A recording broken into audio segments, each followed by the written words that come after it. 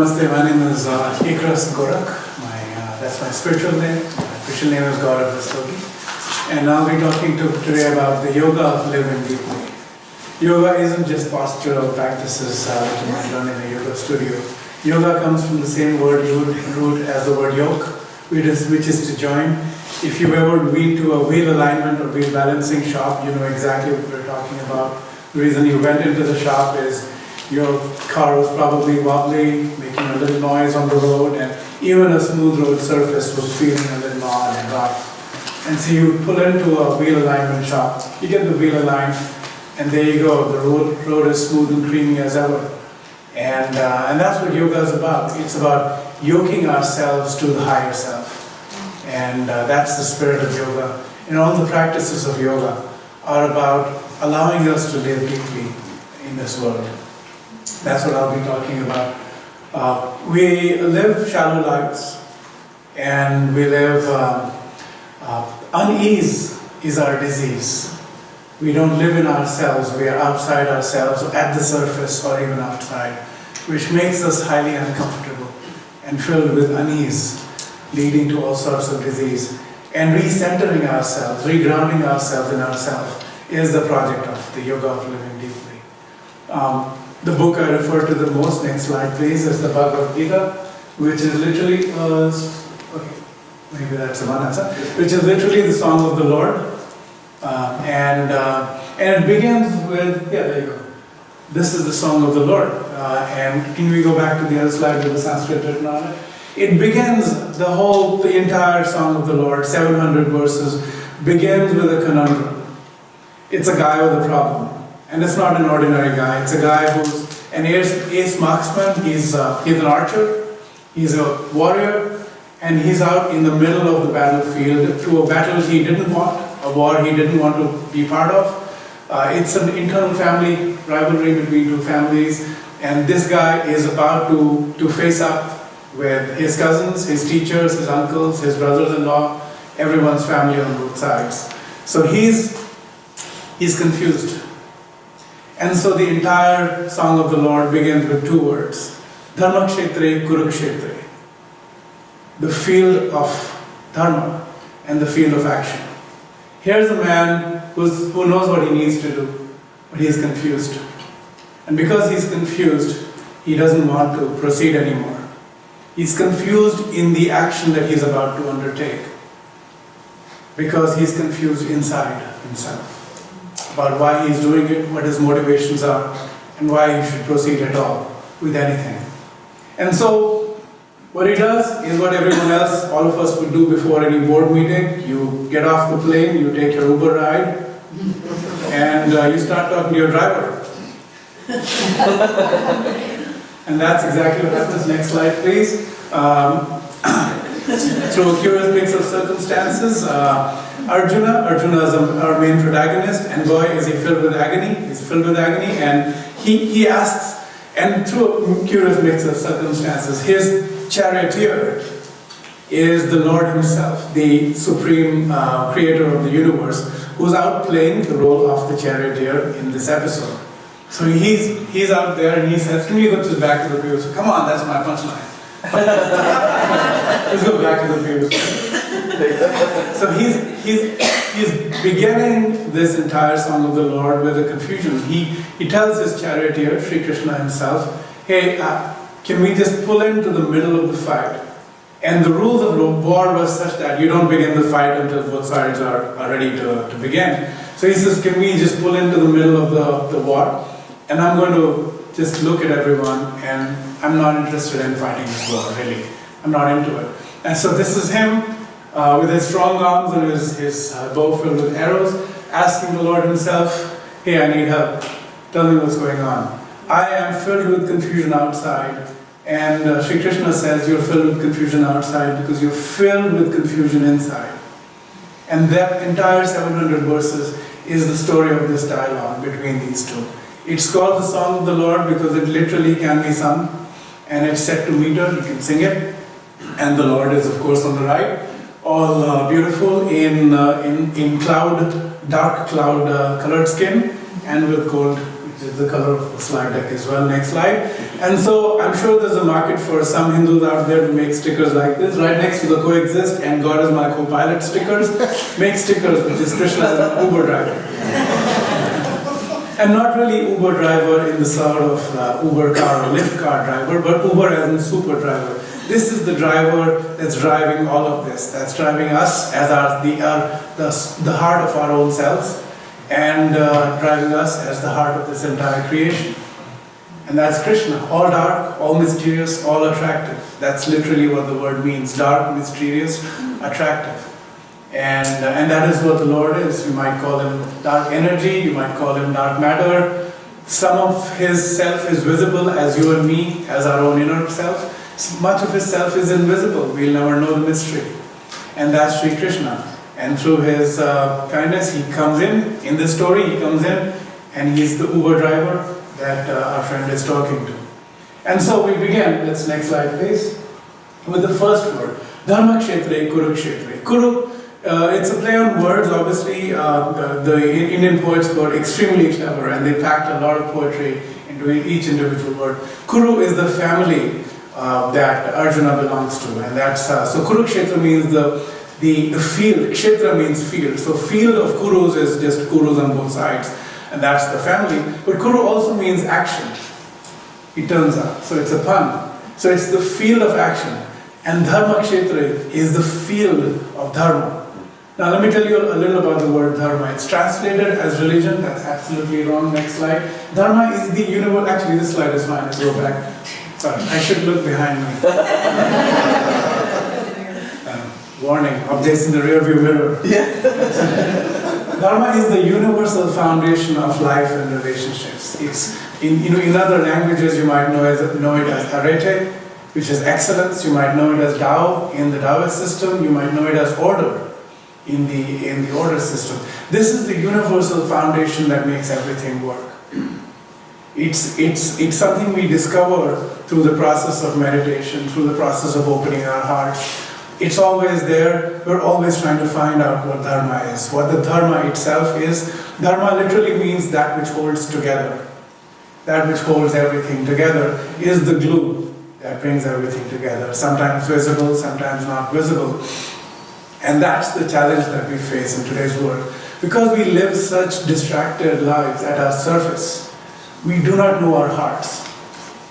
And because we do not know our hearts, we do not know what we need to do right now. And so we're confused in the middle of the battlefield, waiting to fight. Everyone's looking at us, and we're not sure. We're not sure because we do not know our hearts. And we do not know our hearts because we're distracted by the world around us. And so, Dharma, who knows Dharma? It turns out you don't need to go to school to go to Dharma. You don't need to go get a tablet or anything, a rule of law that tells you Dharma. Who knows Dharma? Our friends from Florida know Dharma. Let's go to the next slide. Gators are cold-blooded creatures. They live in places, because they're cold-blooded, they live in places where it's warm. So Florida, of course, you understand where the gators are. But sometimes people take them up north. So a few weeks ago on the East Coast, when hell froze over and a few lakes froze over as well, gators are not used to this environment, right? So the lake freezes over. But guess what? The gators knew enough to put their snout up as they went into deep hibernation. Snout up above the surface of the lake as it froze over. Now who taught the gator how to do this? What part of genetic history did it have to remember from millions of years ago that, hey, in the unlikely event of a freeze over, here's what you gotta do, just put your snout up and you'll be fine.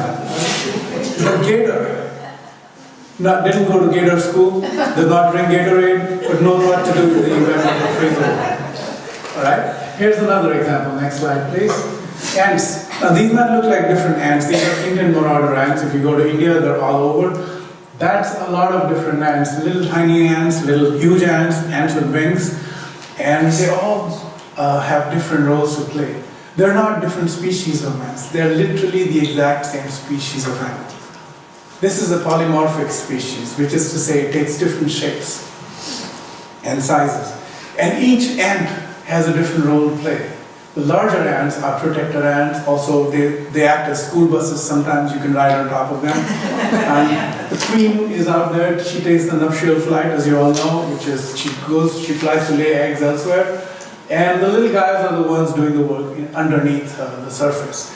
Every ant has something to do. Now, did ants go to ant school and say, I need to know what kind of ant I am? They don't go to ant school. The ant knows its dharma.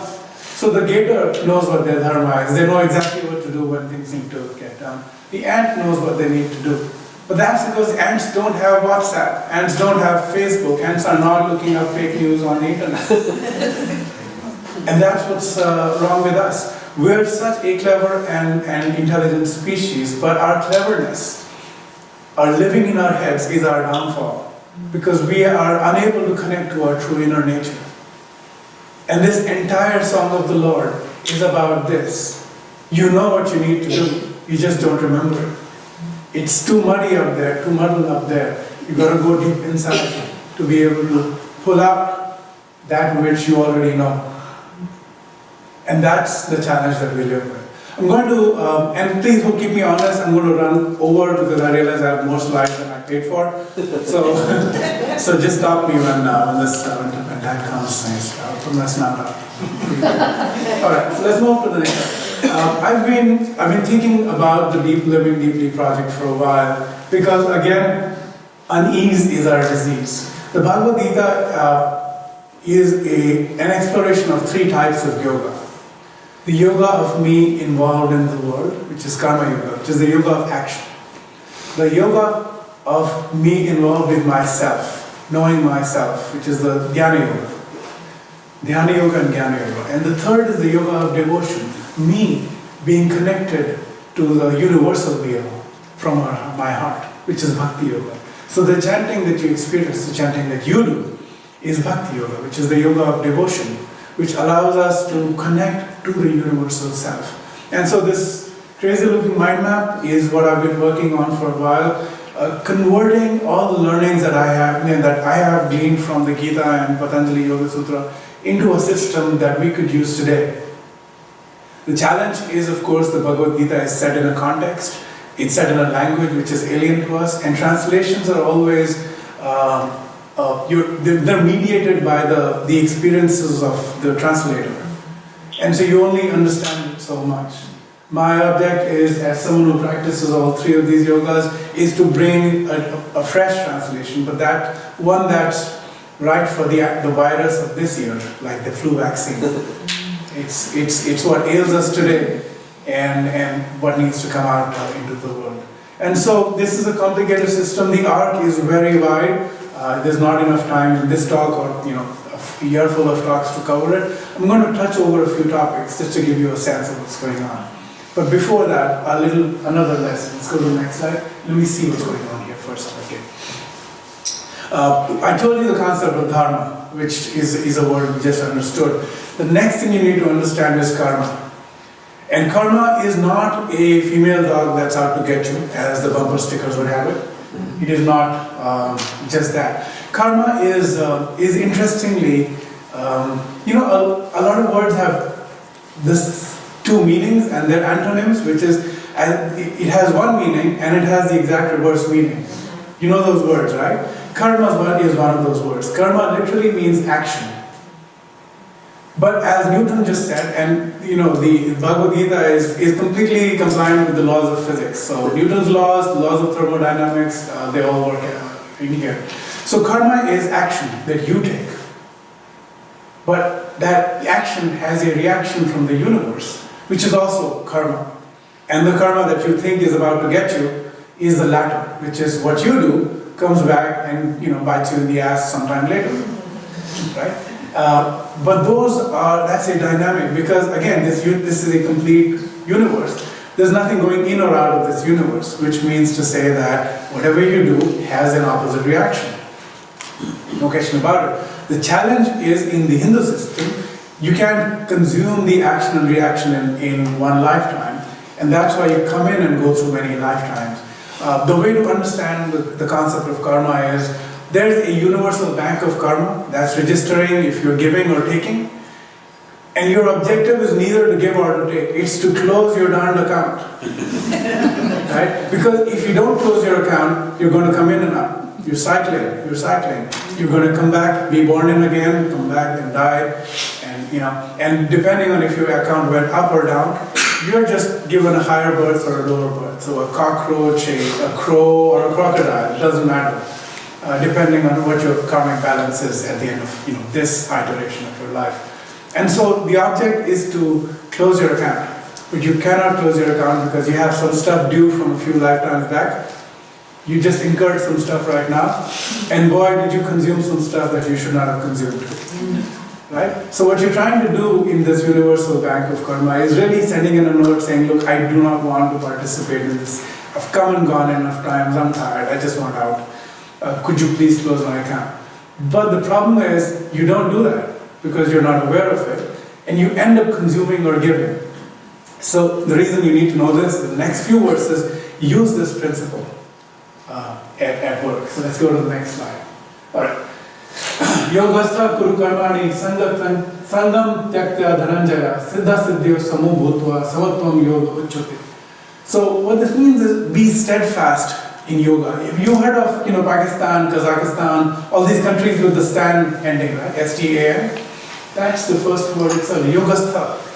The land of yoga. If you're stationed in yoga, centered in yoga, steadfast in yoga, in union, then you should perform your actions without attachment. What you do, you're just feeding into the bank because maybe it's come due, you got to do your dues and so on. You're receiving and giving with no attachment. Whether what you do yields fruit or not, you do not care because it's not an account that you are interested in anymore. You're not feeding the account, you're just doing things because you're now centered in yoga and you're doing everything out of whatever universal flow wants to go through you. And so, samatvam yoga vachyote, equanimity, they say, is yoga. That's literally what it means. Those are the last three words of that shloka. That verse, which is equanimity is yoga. So if you look at the Stoics probably had a leaf or two to pull out of this verse because essentially the thing is, you're doing your action out of your own volition and from your heart, and whether it is successful or not, you do not care. It's not your problem, right? Because that's a bank account you're interested in closing. You're not interested in outcomes. You're interested in just doing it the way it should be done. So that's this verse. The next verse. Alright. Duren havaram karma buddhi yoga dhananjaya buddho sharam anvicha kripana phalaheta. So Dhananjaya is the name of the warrior, the protagonist.